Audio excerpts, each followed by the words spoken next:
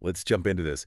It's funny, we talk about self-care all the time, and it's like, well, yeah, I know I should, but Yeah, it's easier said than done, right? for sure. It's like one of those things that everybody knows they should be doing, Right. but who actually does it? Like really, truly prioritizes themselves. Exactly. And you know what? It's a skill. I Yeah. love that. It's not just, oh, some people are good at it, some people aren't. It's a skill that we can develop and learn. Yeah. And that's what I'm excited to dig into today, this deep dive. You sent over some really cool material. How to Make Yourself a Priority is the name of it. Yeah, it's a good one.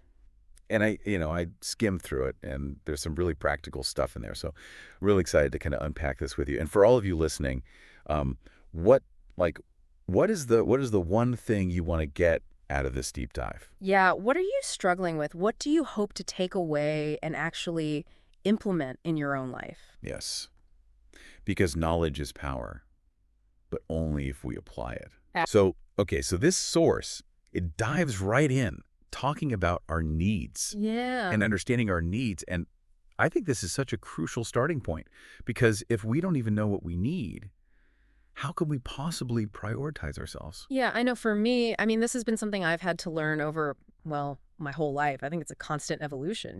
Totally. But learning to really tune in and figure out what I actually need versus what I think I should need or what other people are telling me I need, that's huge. Huge. Because it's so easy to get caught up in, the shoulds and the expectations and all of that external noise. Oh, yeah? And then we completely lose track of what actually fuels us and what actually makes us feel good. It's so true.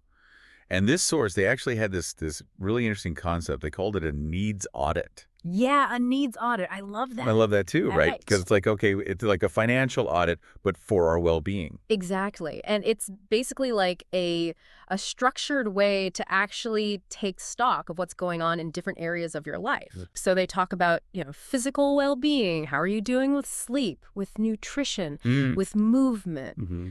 mental stimulation? Are you getting enough of that?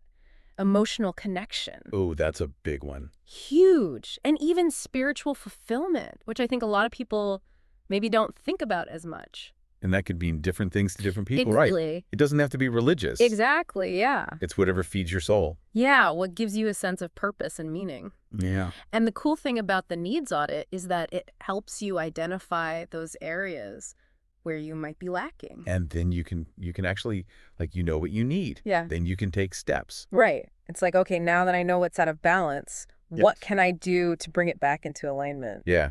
And it's making me think of something else. Like, all of this is great, identifying our needs, but then how do we protect our time and energy Oh, yeah. to actually meet those needs? Yeah, that's where boundaries come in. Yes. Boundaries. Which can be so hard. Oh, so hard. I'm so bad at boundaries. I feel guilty saying no. Oh, yeah. But you know what? It's such an important part of self-care. And this source, they talk about using I statements. Like when you're setting boundaries, it's not about blaming the other person. It's about owning your own needs. Right. And it can just be something as simple as, I'm prioritizing something else right now, so I won't be able to help with that. Yeah. Or even, that doesn't work for me. That doesn't work for me. Yeah. Right. It doesn't have to be a big explanation. Yeah. And I think just even practicing those phrases can make a huge difference, because it helps you to, feel more comfortable asserting yourself. Yeah, totally. And, this ties into something else that they talked about in the source, which is self-compassion, which I think is so crucial, because if we're constantly beating ourselves up for not being perfect at this whole self-care thing, it's just going to make it even harder to actually prioritize ourselves. Oh, yeah. That inner critic can be so loud. So loud. And it's like, you know what? We're human. We're not perfect. We're going to mess up sometimes. But can we be kind to ourselves in the process? And I love how the source suggests writing a letter to yourself from the perspective of a compassionate friend. Ooh, that's nice. Isn't that a beautiful idea? Because sometimes it's easier to be kind to others than it is to be kind to ourselves. Oh, for sure. So if you can imagine, what would your best friend say to you in this situation? It can really help to shift your perspective. Oh, I love that. I'm going to try that. Yeah. I'm going to write myself a little letter. Yeah. Okay, so, we've covered a lot of ground here. We talked about the needs audit. We talked about setting boundaries. We talked about self-compassion. I think this is a really good stuff. So for you listening, All right. what's one small step that you can take this week? It doesn't have to be huge, just one small step to prioritize yourself. Yeah, because I think sometimes we get overwhelmed thinking it has to be this big, massive overhaul. Yeah. But it really can just be one little thing, you know? Maybe it's scheduling 15 minutes of quiet time in your day or saying no to that extra commitment that you really don't have the bandwidth for. Right. It doesn't have to be complicated.